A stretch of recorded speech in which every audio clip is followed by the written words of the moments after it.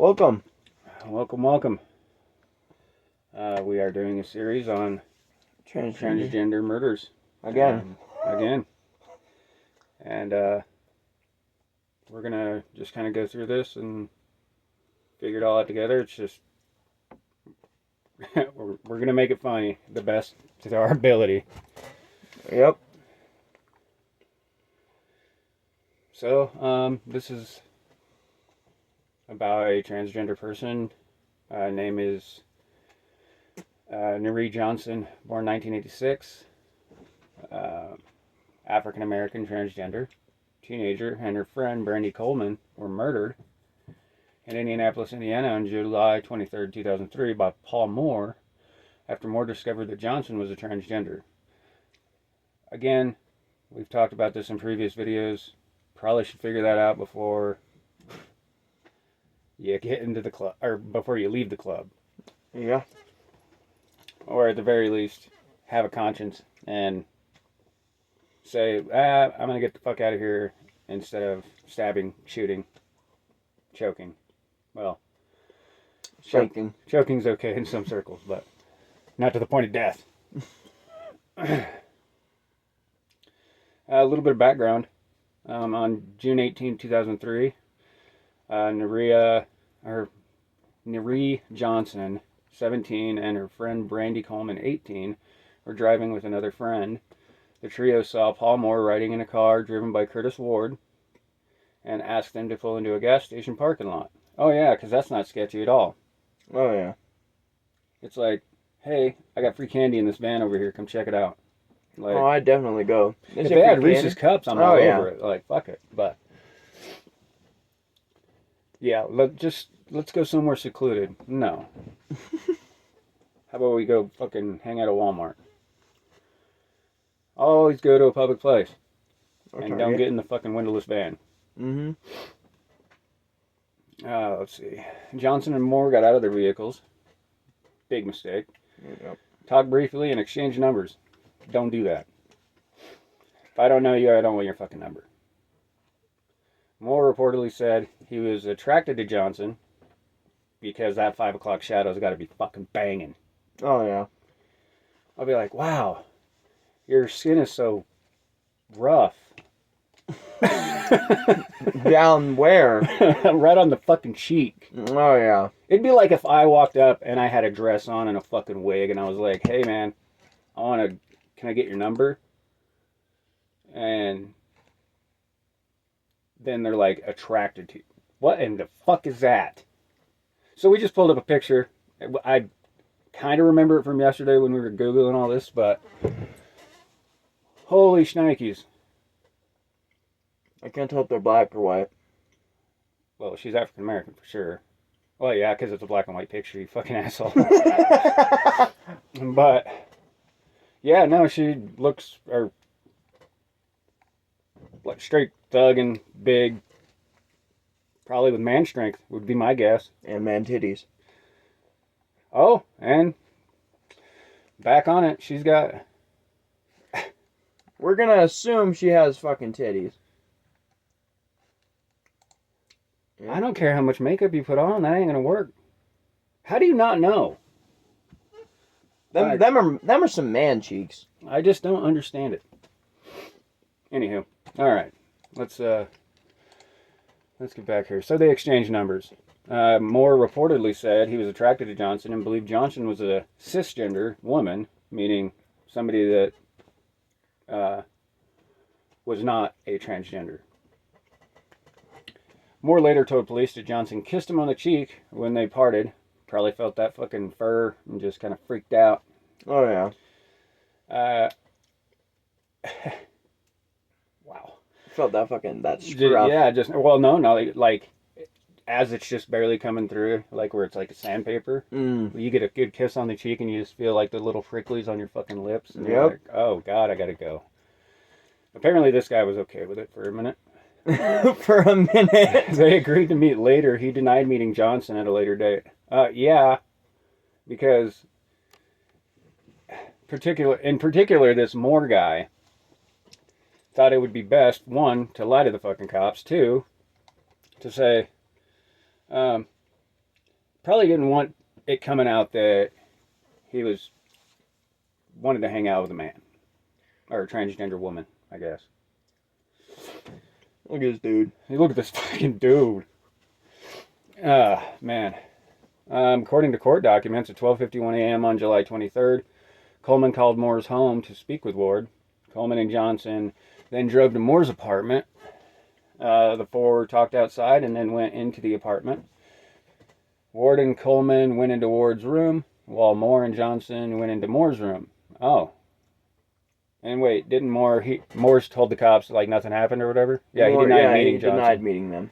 Yeah, bullshit. It's about to get freaky. Moore later entered Ward's room with a Ruger P90 handgun and asked to speak with Ward.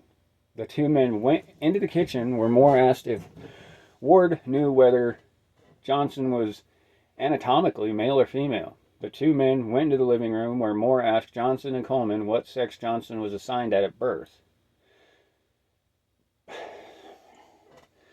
Well, let's see where this P90 gets shoved. Why? Yeah, no shit. Like, for one, why wouldn't you have, like, instead of ask the person straight up.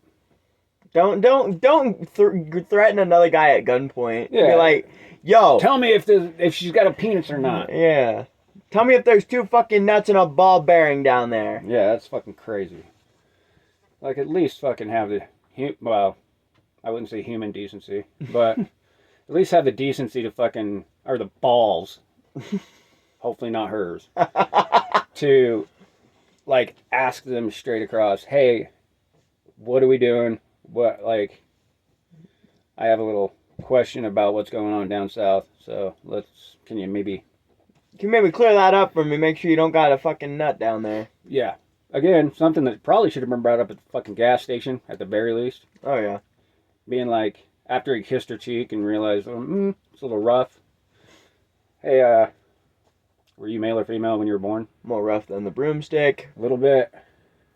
I can't believe it's just, I wonder if the broom part was stuff. Okay, no, we're getting off track here.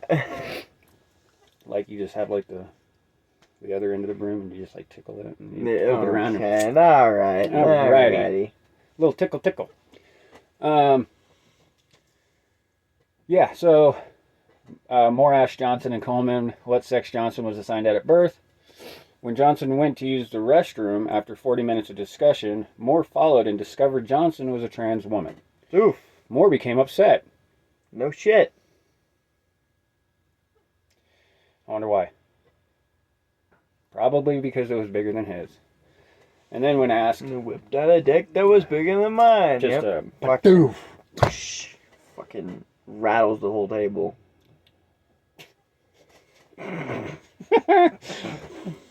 No, it's... Fucking slap that meat stack on the fucking countertop. Taking a fucking piss and your fucking dick gets wet from the water in the toilet. Yep. It's all bad. Oh, yeah. Moore became upset. Yeah, probably. And then asked Ward to go get some wire. For what? Castrate the man. You have a gun. Wonder where that wire's gonna get shoved. They're gonna wrap up the little ball sack a little bit. Some people are into that too. Oh, yeah. Not me. Kind of busy. They used the wire to bind Coleman and Johnson's hands behind their back. Well, that's kinky. Let's do that. Indeed. Moore put Johnson and Coleman in the back seat of their vehicle and told Ward to follow him. Okay. So they just tied their hands. So they're probably sitting there screaming their fucking brains out. And I'm not a homicidal maniac, but if I were, here's how you do it. why wouldn't you just duct tape their mouths? Duct tape works almost better than freaking... Flex tape. Yeah, we'll just use... Oh, fuck yeah, flex tape. We're getting flex tape. It even works underwater. Yeah. Can you imagine you're at Home Depot and you're like inside your cart, you go to check out and there's like 6 rolls of fucking flex tape and you got freaking rope, then you got fucking a hammer, chainsaw, one of them like battery operated ones. Oh man, that's gotta raise some questions at the cashier. Yeah, I had an experience like that once at Home Depot. They were like, what project are you working on? And I was like, I know more than you. So then, anyway, back to where we're at. Hands behind their backs. They're in the back seat of the vehicle. Mm. Moore drove to a wooded area in Fall Creek Corridor Park in Indianapolis. Ward made a U-turn, after which Moore entered Ward's vehicle and shot Johnson and Coleman to death. Damn. He must be a bad shot. Moore then dismantled the handgun and threw the pieces out of the window. Oh, yeah, that's real fucking smart. Nice job. Why didn't you do like normal people do and go throw it in the fucking river? Tear it apart, throw it in the fucking river. Again, I'm not a homicidal maniac. No, you gotta spread the parts out. Like, do. Yeah, but not throw them out the fucking window at random. No. Like, you gotta spread the parts out. You gotta throw one in one lake and then throw another part in the other lake. Like, if it was me and, like, there was no water near and you're, like, inner city shit. Bury that bitch. Like, random trash cans. Clip goes in this one, the slide goes over there, the fucking actual main piece will go in another trash can. Like, miles apart. Oh, yeah. And then know the schedule of the trash can. The trash company. Yeah. And then you're freaking golden and they'll never find it. Oh, yeah. Sorry. Again. We don't condone murder, no. But if you do it, it's a free country, so. If you do it, at least try not to get caught. Yeah. Threw the pieces out the window, the men returned to Moore's house. That afternoon, Moore called Ward to suggest that they set fire to the vehicle that they had left Johnson and Coleman in.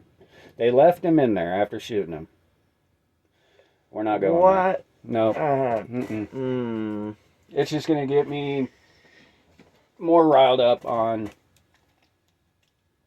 you guys are just trying to get caught. Yeah. You have to dispose, not keep them in your fucking car, and drive home in that car? Probably be a good idea. Fuck. It's like one of the stories we had read. I don't even know. I mean, we may have done it. But the guy drove the victim's car to his own house and then wondered why he got caught. It's like, wow, that was pretty fucking smart. Oh, yeah. Okay. That afternoon, okay, set fire, okay. Ward spoke to Moore's half-brother, Clarence. I bet his parents have a real good marriage. Clarence McGee, who had seen Johnson and Coleman's bodies in the vehicle. Ooh. McGee and Ward returned to the park that night with a can of gasoline and burned the vehicle containing Johnson and Coleman's bodies. Well, there's another charge. Yep, arson. We got the discovery. So, Johnson and Coleman's bodies were found later on the night of July 23rd. When firefighters were alerted to a burning vehicle. Come on, guys. Do it in a secluded area? Fucking elementary shit. Again, we're not condoning murder. No. But if you do it, it's a free country. Yeah, I mean, do what you do. They were found lying on the back seat of the Jeep, so obviously they don't know how to even burn a vehicle. I wonder how they were positioned. Never mind. We're not going into it. They positioned them before they burned them. Well, let's play with dolls before we burn them. Yeah. Yeah, obviously they didn't do a very good job with the burn. Bullshit. So now it's saying they were found lying in the backseat of the Jeep. Their bodies were burned beyond recognition. Bullshit. Oh, yeah. Dental records? Yeah, you're fucking toast. Even if it's unrecognizable, bones and fucking dental of any kind. You can get DNA out of fucking bones. Yeah. Let's see. Investigators were unable to determine the race or sex of either victim.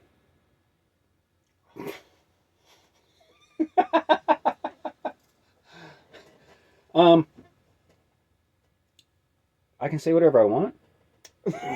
Yes. Okay. Couldn't determine the race or sex of either victim. If they were charred to a crisp, there's no...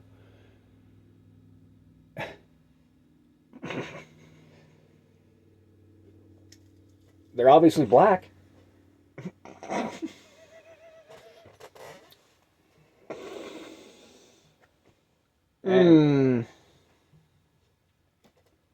It's a fucking joke. But still, they were black. Oh. They're fucking black. Original recipe or extra crispy? I'll take 2. Yeah, fuck me. Wow. Holy All right. shit. Police treated the death as a homicide. What? No way! Crazy. Oh, it was an accident. It was an accident. They got in the back seat, wrapped each other's fucking hands up in wire behind their backs, and then lit themselves on fire. Oh, wait. They also shot themselves. Oh, fuck yeah. So they shot themselves first. Multiple, it states multiple rounds. Oh, yeah. It took them a while to aim, I guess. I don't know. Point blank to the dome doesn't work, I suppose. That's a mind blower. Well, yeah, that's the last thing that went through their mind. Last thing that went through their mind was a P90. Yep. Fucking charred like a fucking crispy chicken, dude. What the fuck? Alright, what the fuck? Look at that dude. Look at this dude. Okay. Whoa. Oh my god. My lovely partner here likes to throw up the fucking picture. Scared the shit out of him. Gotta love His my- hair's already fucking... Oh yeah, it's all frizzy because of that fucking photo. Freaked me out. My son's an asshole. But anyway. Their bodies... Okay, we're not going to read that again. It's just going to piss me off. Actually, it's going to make me do more KFC references, and I really don't want to do that. 13 fucking... That's finger looking good.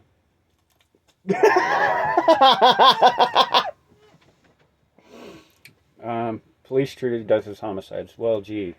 I wonder. I wonder how long it took them to figure that out. Though they had not yet determined whether the victims had been murdered. I'm having a rough time here. How do you not? Fucking, where is it? Right. Shot Johnson and Coleman to death. And... Actually, they were tied up before, so... Yeah. So, how would you not determine that as a murder? Well, I'm assuming because maybe the wire wasn't even there, it got burned away. If it was that bad of a freaking fire. My people skills are rusty. But yeah, no. I don't understand how... Clearly, there's bullet holes somewhere. That is something that will not get burned away. Whether they... It would be in the fucking metal. Whether they were fucking bones, you would see a hole, or even if they were shot in their motherfucking ribs, you would see marks, cracks, breaks. Yeah. Bones don't just break off of heat. I mean, they might get a little further into it as far as, oh, now we figured out it was a murder, like once they do the autopsies on Yeah. fucking... Let's fucking... Foghorn Leghorn over Yeah. there that's crispy chicken and shit. KFC bucket in a box. Oh, man. I wonder how many buckets... Never mind. We don't. No. We'll do a video where we ask every horrible question. We're getting there. If you guys have an answer to extra crispy and the 13 fucking seasonings they use, let us know. Okay, on July 24th, the Marion County, Indiana Coroner's Office released Johnson and Coleman's names as homicide victims. Yeah. Well, cops are stupid. Apparently the coroner's halfway fucking bright. A lot brighter than the victims. The coroner's report said that each had been shot in the forehead before the fire started. Oh, the cops didn't see the giant fucking hole in their head? That's a mind blower. Last thing that went through their head. P90. Probably the last thing to go up one of their asses. They wouldn't even be able to determine that because of extra crispy. Oh, yeah. They'd be like, they had some really wide anuses. I wonder what happened. And then, of course, they probably just blamed it on the fact that they were gay. So. Yeah. All right. Forehead. Get out of here. Investigators determined that gasoline had been poured into the backseat and ignited. I don't know if any of you guys have been around gasoline. I'm assuming every single person that's going to watch this has. I would hope. It's a very distinct smell whether it's been burned or not. Yes. Again, the cops are Fucking stupid. They don't know. They don't have noses, I guess, or eyes. They're all noseless. Their eyes and their fucking noses don't work. Yep. The coroner's got it going on though. Let's see. Authorities were alerted when Coleman's mother, Mary Coleman, recognized the vehicle in news reports from the FedEx plate on the front. Mary Coleman, who worked at FedEx, called a television station, and the station then contacted the cops. And aftermath, we usually don't go through. I'm going to kind of skim through it, see if we got anything. Paul Moore was arrested on the 31st because he wasn't very smart anyway. After Adrienne Beverly identified him as the passenger she had seen in Ward's car on July 18th with Johnson and Coleman. Police were also led to Moore when ballistics tests revealed that the .45 caliber bullets removed from the victims matched a gun taken from Moore during a disturbance in 2002. Moore was charged with murder, confinement, and arson. Arson? Wouldn't it be more like mutilation of a corpse? Wouldn't it be... Well, no, they would have to cut it up to be mutilation. Or do any kind of cutting to the corpse. Yeah, I guess that makes sense. Arson, like I called, would be burning or setting something or anything with a human inside on fire. The trial, I mean, that's... Fuck it. They went to jail. Yeah. Moore and McGee went to trial April 2004. Ward testified against Moore and McGee in exchange for a lesser charge. Oh, what a snitch. Fucking rat bastard. The jury found both men guilty. Imagine that. Moore was convicted on 2 counts of murder, criminal confinement, and arson. McGee was convicted of arson, assisting a criminal, and obstruction of justice. Cool. On May 5th, gave Moore combined sentences of 120 years. Oh, okay. Oh yeah, wait, we have to go through that again, because just saying life, you're gonna be in there till you die. Yeah. So don't put something 120 years, fucking 400 years in prison. Like, just save life. Yeah. Life. Doesn't make any sense. Nope. Combined sentence of 120 for the murders of Johnson and Coleman. Moore received consecutive 55-year sentences for the murder of Johnson and Coleman, and concurrent 10-year sentences for each count of confinement and arson. Okay, I understand you have to give him a sentence for every charge, but all you'd have to say is, you could say all that as a judge, and just say, you're going to be in there until you die. Sorry. Yeah. I'm not sorry, because you're a fucking piece of shit. Let's see. McGee was sentenced to 10 years in prison for being an accomplice. And Moore's conviction and sentence were upheld on appeal in May of 2005. So, McGee kind of got, and this is where I kind of go off the rails a bit. He had got 10 years in prison for being an accomplice. And my assumption would be, if you're a trans man or woman, and they base it off of what you were born as, that's the prison you go to. Mm-hmm. Or the section of prison you go to. Yep. So, McGee, who clearly a dude. Tits McGee, we'll call Tits it. McGee. Look at that dude. Look at this dude.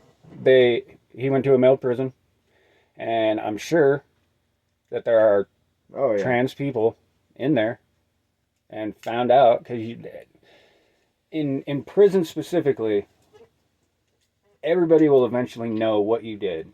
Yep. They could ask you, you could tell them, or you could not, and they're going to find your file, bribe a fucking guard, and get your file anyway and figure it out. So those 10 years that he was in prison were probably not very good for him. Nope. Probably felt like 120, because fucking, it bothers me about the whole 120 years thing. Just tell them they're going to be in jail till the day that they're dead. Yep. And leave it at that. That's what it felt like for him, 120 years of give me them cheeks, boy. Mm-hmm. Oh, yeah. Guards will get paid off. They open his cell. A couple black dudes go in and go to work. Got to do work, son. But yeah, fill that chicken basket. That is our take on the murder of Nireah Johnson. And hopefully the sick bastards, or well, more specifically, will never see the light of day. Hopefully. Hopefully. I think a proper punishment for that guy would have been the electric chair. That probably would have been pretty cool. That's a shocker. It would be a shocking experience for sure. But yeah, so we're going to conclude with that, and we'll catch you at the next one. And if you guys have any murders you want us to research and do a video on, fucking comment it, Yeah, I guess. please comment. We're running dry. I wouldn't say we're running dry. It's just we like suggestions from all our viewers of, hey, you guys are sick bastards, or hey, that was pretty good, thanks, and here's a suggestion. Suggestions are always welcome. We have access to where we can look pretty much anything up. So. Oh yeah. Yeah. Y'all have a good one, and we'll catch you at the next one.